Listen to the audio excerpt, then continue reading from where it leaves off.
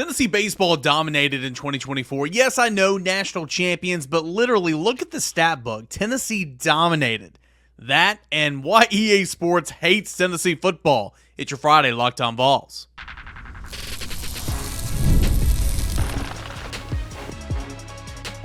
You are Locked On Vols, your daily podcast on the Tennessee Volunteers. Part of the Locked On Podcast Network, your team every day. What is up, everybody? Welcome into it, your Friday morning edition of Locked On Vols. I'm your host, Eric Kane. Appreciate you guys for being here. And as always, making Locked On Vols your first listen. A part of the Locked On Podcast Network, your team every single day. And you can watch us, listen to us, download us, subscribe to us, all that for free wherever you get your podcasts. And of course, Locked On Vols on the YouTube channel. Got a fun show coming up today in a matter of seconds. Jack Foster, my buddy from Rocky Top Insider, Omaha Productions. He's the producer for Scott Van Pelt, for Greg McElroy, which is funny because we talked about him on the show yesterday. Jack Foster, he does it all for Omaha Productions. He's coming up to talk a little Tennessee, and he covers Tennessee baseball. Talk about the dominance of Tennessee baseball in a matter of seconds. And then EA Sports hates Tennessee because EA Sports, the new video game, left off Tennessee in their top 25 offenses and top 25 defenses. And that's just hilarious, or it's a really smart troll job because they're getting all this attention. All that coming up in segments 2 and 3 as well. It is your Friday Locked On Vols. Without further ado, here's my conversation with Jack Foster. Jack, you've been covering the Tennessee baseball team for a couple of years now, and you know it's been dominant. It's been one of the best in the country, but it's like, well, it's not won a game in Omaha, or it just won one game in Omaha, like until Tennessee's were champions, and can we kind of take them for real? Well, Tennessee's national champions now, and overall, man, this team was really, really fun to be a part of, or to watch, I guess, and Tennessee's the last team standing. It was kind of weird to cover a national championship. It's almost like, even for us, we didn't play in the game, but it's still kind of surreal that we had that experience. Yeah, it's definitely surreal. It hasn't quite sunk in all the way. I'm not going to lie. I think it's helped being back in Knoxville for the last, 18 hours or so. But yeah, it still hasn't quite sunk in. It's very surreal, and they were a historic team. I think going into the season, none of us expected this level of dominance, but we, come to learn that this Tennessee team was going to be the best in program history. And obviously the icing on the cake, big icing, being the national championship victory. And you talk about Tennessee as a program, it's the decade of the Vols. That's true. They've been the best college baseball program this decade in the 2020s, considering what they've been able to do each of the last 4 seasons. It's pretty remarkable what Tony Vitello and co have done.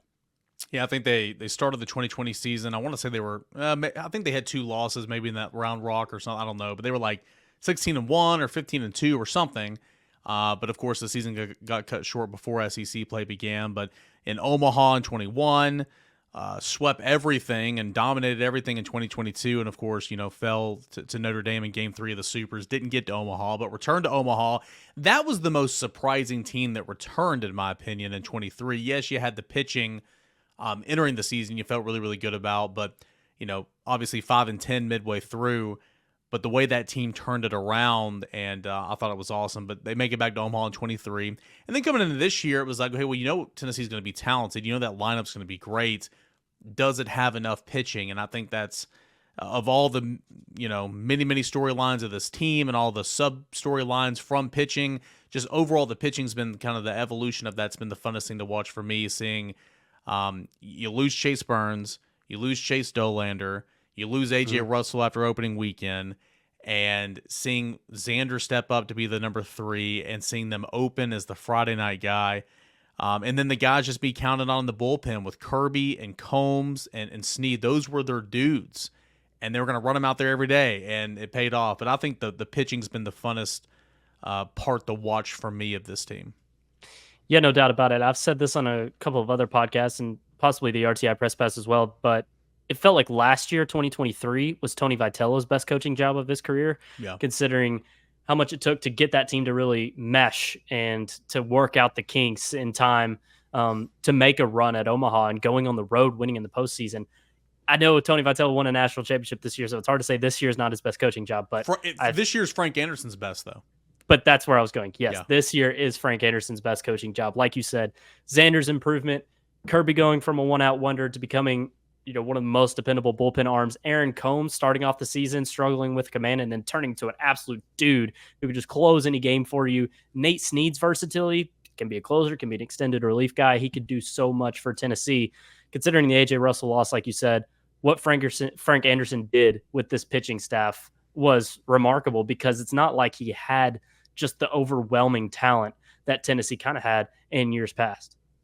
Yeah, it's been fun to watch for sure. And then you look at, you actually tweeted this out. I think it was while we were in Omaha. I think it might have been before one of the finals games or maybe the final series. But you tweeted out, all the records that Tennessee has broken as a team or are about to break. And, of course, we've tracked some of this throughout the season.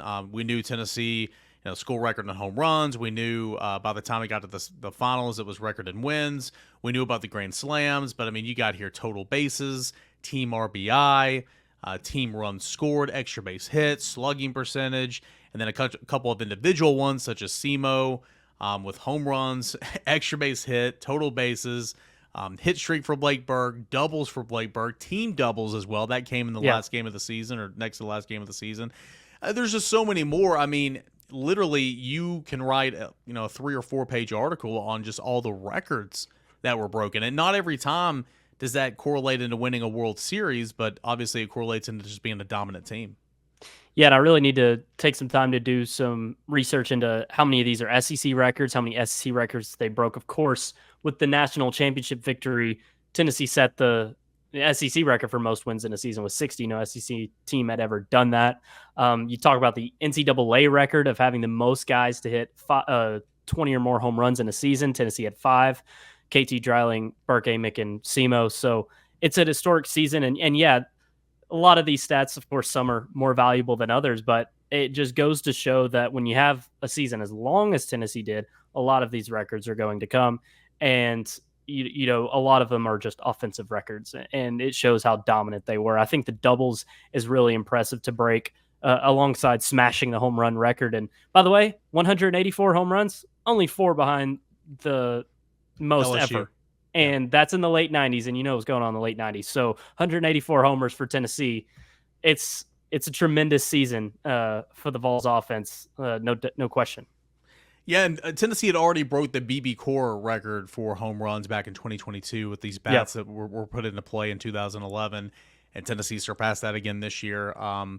The doubles thing for me is impressive too, because beginning of the season, Burke was leading the nation or right there tied for the lead of the nation, and he got to 20. It felt like really, really quick, and then he kind of tailed off a little bit, but he still finished with 29. That's a single season record for Tennessee, and he's a big reason why Tennessee had the doubles. But everybody wants to think about home runs.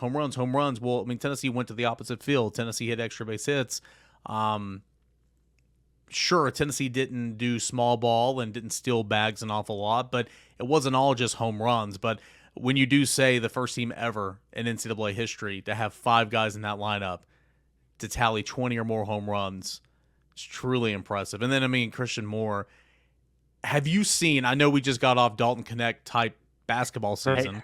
I know we saw Jalen Hyde a couple years ago and Hendon Hooker, but I have never seen firsthand a player dominate the way that Christian Moore dominated this year. That was truly incredible. And the fact that he's having to get on these All-American teams as the designated hitter is funny, but he's the SEC Triple Crown Award winner. He finished the year with 34 home runs. Was set up until the last game of the year was leading the team in RBI, but Dylan Dreiling with that last 2-run home run in the 7th, and he actually took the lead there, but he had 75 runs batted in. All this hitting leadoff. Christian Moore was truly incredible this year. Yeah, you take into account single season records. He ended up breaking games played in a season. Of course, he and Blake Berg tied that program single season record. At bats, got it. Home runs, got it. Extra base hits, got it. Total bases, got it. And then he's close on slugging percentage. He had so many accolades this season. And yeah, it's a shame that there's no individual recognition for him. He does have the hardware that counts, and as he pointed out on X, but after the game. But yeah, 34 home runs. That's 10 more than the previous record. It would just that in and of itself. And it's one of the better seasons in SEC history. I think it's the best season ever from a Tennessee hitter. I know Todd Helton had that insane 95 season when he was also doing things on the mound. So obviously you could argue that's the best season ever from a Tennessee baseball player, but Tennessee baseball hitter, I don't think there's a question. Simo this year takes the cake.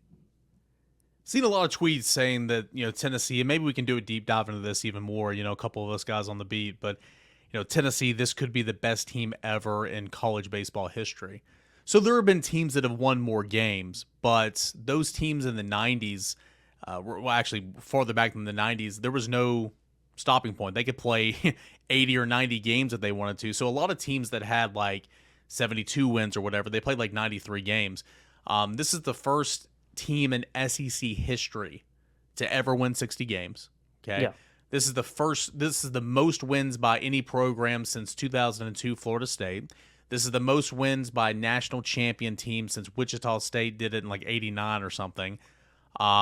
We mentioned all the records that were broken. We mentioned World Series champions, of course. I mean, this team, I think, truly does have the case, if you want to argue, to be the best team ever in college baseball. And it's so funny, too, because people still want to go back to that 2022 team. And, like, if 2022 and 2024 played each other in a 5-7 game series, I mean, who knows? But, like, this team got hot, won when it mattered, and you can't dispute them as being, even though that 2022 team maybe had more talent, this team could be considered the best team ever in the history, not just Tennessee, but in college baseball.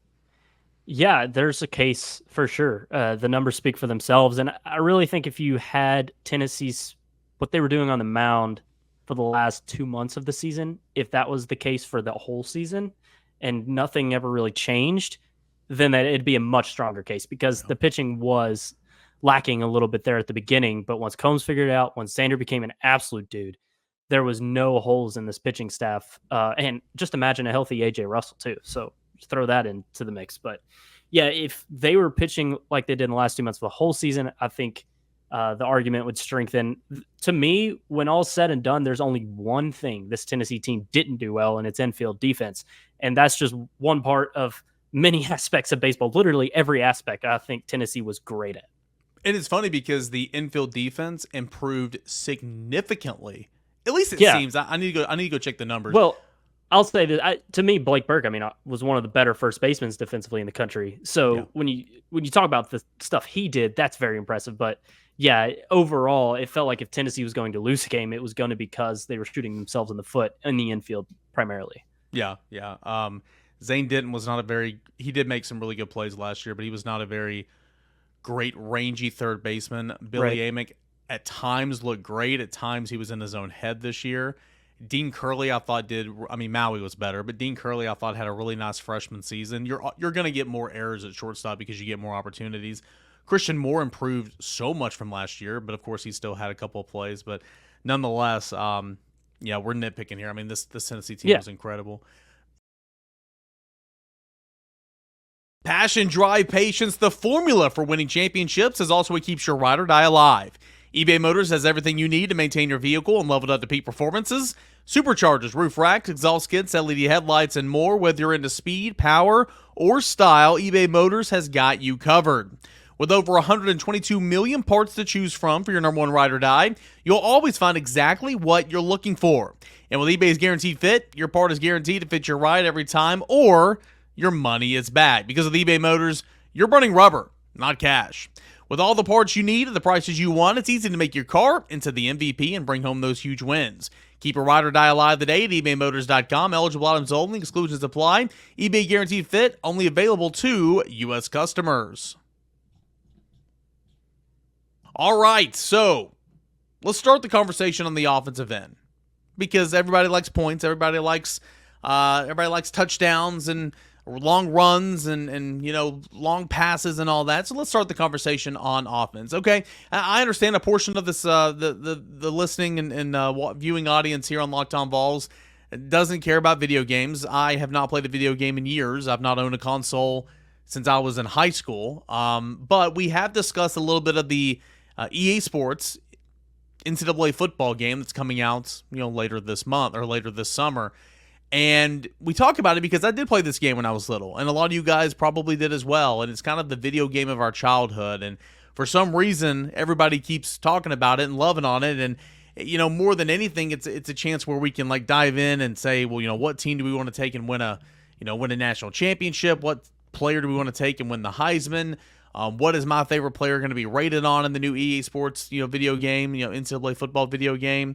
So as part of a teasing campaign, College Football 25 has continued to release videos, and they released, Tennessee with checkered kneeling, Tennessee with smoky grays, Tennessee running through the T. They released portions of those videos, and along with other school stuff and traditions on Wednesday. But on Thursday, they unveiled their top 25 offenses and the ratings that they're going to get in this video game.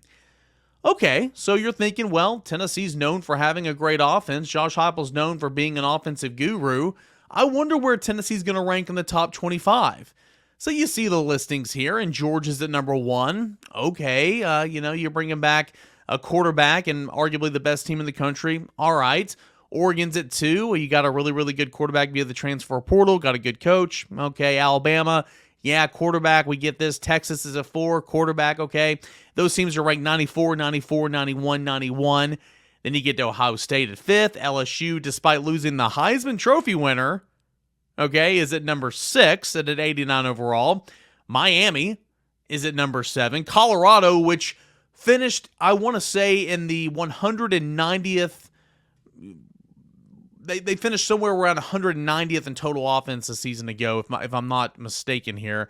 I understand Deion Sanders. I understand his son, the quarterback that's going to be a first-round pick next year. I get the hype. I get Travis Hunter. Colorado should not be sniffing the top 25 in terms of these offensive rankings, but I digress.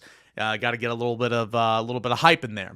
Missouri comes in there at number 9. Missouri should honestly probably be ranked higher with Luther Burden and Brady Cook, but okay. Clemson's at number 10 with Cade Klubnik. That's a little bit generous.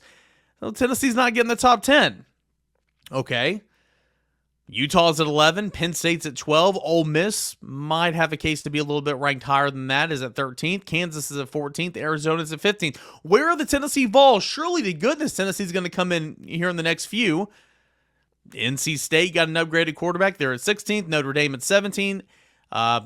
Texas A&M is at 18th, even though their quarterback barely played last year. Memphis is at number 19, and SMU's at 20. Are you kidding me? UCF at 21. Florida State at 22. Oklahoma at 23. Virginia Tech at 24. USC at 25. Tennessee is not ranked in terms of the offenses. Tennessee's offense is not ranked inside the top 25 according to the offensive power rankings in the new video game College Football 25. What in the world? That is just simply ridiculous if I do say so myself. It's a little wild. Last year, Tennessee certainly had a down year, if you will. You finished last year ranking with averaging 448 yards a game. 10th rushing offense, which was really, really good. Tennessee ran for over 243 yards per game. 51st in passing offense, which is not good at 243. But 35th in scoring offense. Overall, Tennessee finished with 19th in total offense. So Tennessee finished 19th in total offense, and that was a down year. Tennessee's quarterback situation and wide receiver situation did not allow the aerial attack to go. Tennessee, again, ranked 51st in the nation in passing offense, and scoring ranked 35th, averaging just 31.8 points per game. But total offense was at 19, and that was a down year. So when you have a healthy Brew McCoy come back, when you add playmakers like Chris Brazzell and Dante Thornton, who had a great spring, okay, when you add 5-star freshmen such as Mike Matthews at wide receiver, when you add the number 1 overall player in the 2023 recruiting cycle, Nico Iamaleava, to be your starting quarterback, and oh yeah, what did Nico do in his lone start ever as a starting quarterback in the bowl game against the 4th best defense in the country in Iowa? Tennessee beat him 35-0. Remember that, 35-0. Nico didn't have to throw for a lot, but he threw for $150, 12 of 19 passing and a touchdown. Nico ran all over that defense for 27 yards and 3 touchdowns. Dylan Sampson ran for 133 yards. He'll be your starting running back. Cam Seldon, when healthy, will be RB2. He had 55 yards. I mean, Tennessee dominated that game against a well-respected Iowa defense that everybody talked about being so good. Yet, despite all these new additions to this Josh Heupel offense, the video game, College Football 25, failed to rank Tennessee in the top 25. And this is also 1 year removed from leading the nation in scoring, leading the nation in total offense. Okay. Josh Heupel had a top 10 offense in 2021, his first year on the job with Tennessee. So if you're looking for consistency, if you're looking for relevancy in terms of offensive production the past 3 years, Tennessee is right there. And oh yeah, you're going to get an upgrade at the quarterback position from Joe to Nico. So this might be, and defense even has more of a case, and I'll get to that here in a moment to conclude the show, but this might be one of the greatest troll jobs ever. I mean, is this the biggest bust or the biggest mishap in sports history? Absolutely not. It's a video game. But, sorry. but the fact that Tennessee's offense is left off is truly embarrassing for college football 25, in my opinion. So Tennessee's offense is going to be rated at an 82 or lower. It can't be any higher because the final 4 teams that were ranked had a rating of 83. So if Tennessee's going to be the 26th or the very next best offense after these top 25, it would have to be at 82 or somewhere around there. But I think Tennessee's offense is going to be so much better. And oh yeah, you lose a little bit on the offensive line, but not an awful lot. You lose Gerald Mincey, who, you know, did a good job for Tennessee the last couple of years. He goes to Kentucky. You lose Ollie Lane, who was a starting offensive lineman for Tennessee, but you bring back Cooper Mays, you bring back Javonte Spraggins, you add Lance Hurd. Okay, I mean, Tennessee's going to be in pretty good shape, in my opinion. It's interesting to kind of see, you know, what's kind of transpired there. And oh yeah, you bring back John Campbell as well, who's been in college for, you know, dang near a decade. So I'm a little perplexed. I don't quite understand this. If it's for engagement, well done. We're spending a whole show on this. But there's no excuse that teams like Memphis, teams like UCF, teams like Florida State, who we saw the quarterback situation there whenever, you know, their guy went out. It was not great. Clemson at number 10 is just extremely too high. And the other teams got a case for it. Missouri's too low. Ole Miss is too low, in my opinion. NC State's too high, even though you did get a significant upgrade at quarterback. I get the top little few with Georgia, Oregon, Alabama, Texas. All those teams have quarterbacks, respected quarterbacks who have performed well for a couple of years. I get all that. But Miami, sure, you got an upgraded quarterback. I recognize that. But Miami did not have a great offensive season last year as well. So anyway, complete swing and a miss by EA Sports College Football 25, not including Tennessee in the top 25 of the offensive power rankings. I'm intrigued to see what the Volunteers do this year and kind of where maybe they'll rank next year coming off the 2024 campaign. So we're talking offense right now. Let's get to defense, and defense might not even have a bigger gripe, in my opinion. That's coming up next as we continue on here with a Friday edition of Locked On Vols. Want to tell you about our friends over at FanDuel Sportsbook. You guys know this by now. FanDuel is America's #1 sportsbook, and right now, new customers, they're getting hooked up. Not just new customers. In fact, let me repeat that, or let me reiterate that. That is all customers. All customers are going to get a boost or a bonus daily over at FanDuel Sportsbook. I love sports. I love them so much. I never want them to stop. But as the playoffs wind down and in hockey and in basketball, we get fewer games and the sports aren't sportsing like I want them to. But over at FanDuel, they let me keep playing sports and whenever I want. All I have to do is open the app and dream up bets anytime I'm in the mood. And again, all customers, not just new customers, all customers will get a boost or bonus daily. That's right, there's something for everyone every day all summer long. So head on over to FanDuel.com/lockedon to start making the most out of your summer. FanDuel, it's official sports betting partner of Major League Baseball. So we talked offense in segment number 2. We're going to conclude Friday's show by talking about defense. And yes, Tennessee's defense, too, was left out of EA Sports' College Football 25 power rankings in terms of the defense. Here is the power rankings for defense. Ohio State is at number 1. Georgia's at number 2. Oregon's at 3. Alabama's at 4. Clemson is at 5. Those rankings go 96 overall, 94 overall, 90, 90, and 90 overall. Notre Dame is in there at number 6 at 90. Michigan at 7 is at 90 as well. Texas is at 8. Penn State is at 9. Utah is at 10. Florida State's at 11. Oklahoma's at 12. Iowa is at 13. All those teams are at 88 overall. You have Virginia Tech at 14, Wisconsin at 15, USC at 16, Auburn at 17. All those teams are 86 overall. LSU is at 18, and LSU's defense last year was abysmal, just a complete train wreck. You had a Heisman Trophy winning quarterback. You couldn't do anything because your defense couldn't stop a cold. I mean, goodness gracious. But yet LSU gets in there at number 18. LSU, Texas A&M, Colorado, Oklahoma State, Louisville, North Carolina, Kansas State, and Florida. So from 17 on down to 25, they're all at 84% or 84 overall. No mention of Tennessee. And yes, I hear you. Tennessee completely changed its entire secondary.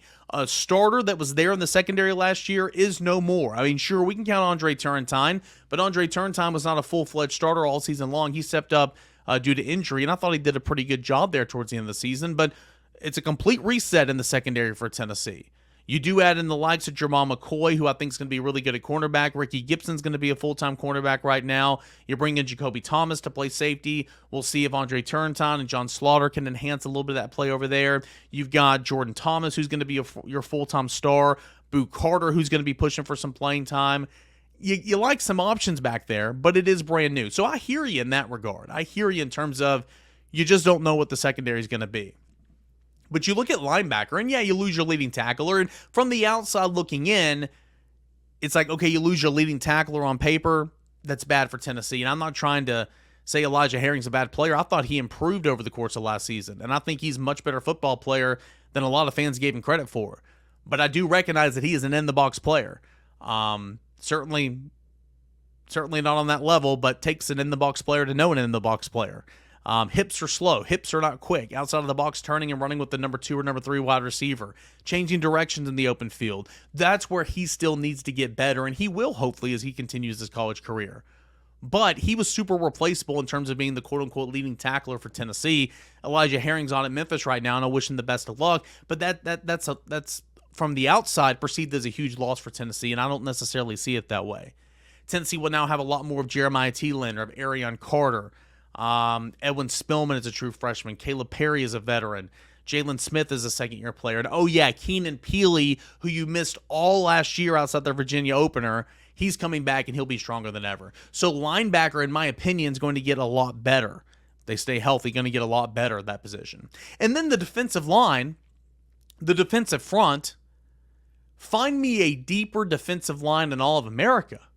You can maybe find me a more productive one or one that's going to be more productive than Tennessee, but you're not going to find a deeper one. You're not going to find a more experienced one. And you're not going to find a better individual player on the defensive front than that of Tennessee's James Pierce. So for James Pierce alone, name recognition, hell, he might be the number 1 overall draft pick next year, maybe the top defensive player. He's going to be a high draft pick, first-round pick no matter what, in my opinion, knock on wood.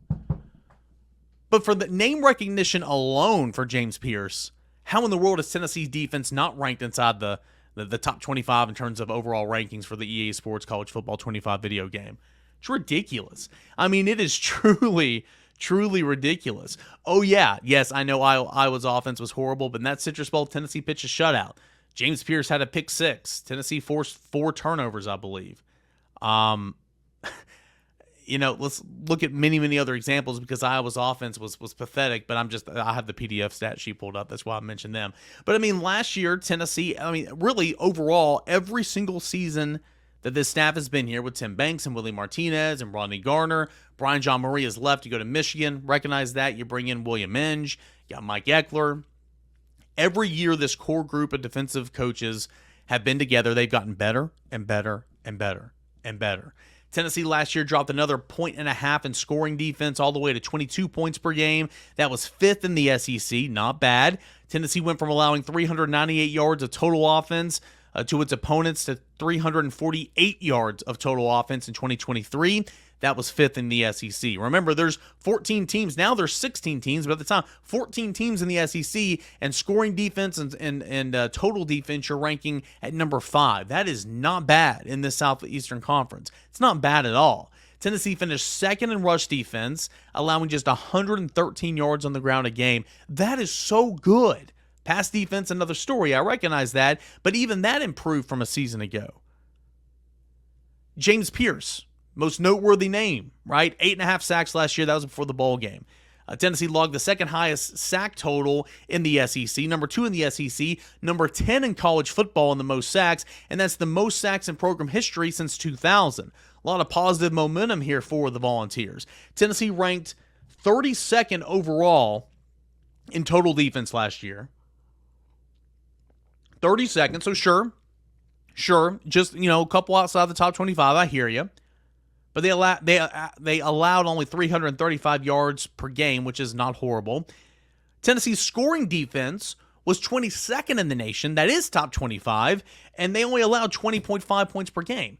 Again, these numbers I just read here in a moment, that was before the bowl game, so they even improved on that. So what I'm trying to get at here is another troll job or another oversight or whatever they're fishing for engagement. You're welcome. We're talking about it here. It's ridiculous. I'm not trying to say Tennessee should be top 10 in both. I'm not trying to say Tennessee, this is the biggest upset in all the history of sports. It's a video game. But really, I mean, how in the world can you not list Tennessee on offense and Tennessee on defense in the top 25 for this video game?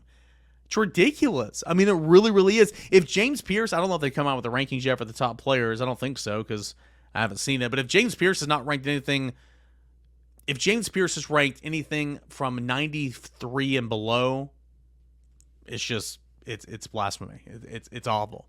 It's terrible. So we'll see what happens. But I could not end the week without kind of touching on this because I think college football 25 just really, really, really went out of their way to leave Tennessee out here. But in the grand scheme of things, it doesn't matter. It is a video game, but it's something to talk about in the month of June as we are just inching right along towards fall camp, starting on August 31st or excuse me, July 31st or August 1st. It's coming up in a hurry, and of course we'll have SEC Media Days coming up from Dallas mid-July, all that and more. Man, we're getting close to that. Big thanks to Jack Falser for joining the show. Big thank you guys for watching us, listening to us, making us your first listen, your first watch each and every single day. You can do all that for free. This is a for-free podcast. Tell your friends. Tell your Tennessee fan in your life. Download us. That's how we get paid. Subscribe to us. That's how we get paid. Watch us. All that on YouTube and wherever you get your podcasts. That's how this show grows. Got a couple of exciting things coming up. Hopefully next week, we're going to dive into some good topics, football related, and we're going to get you guys set for the month of July. Have a great weekend, everybody. Appreciate you as always. This is Locked On Vols.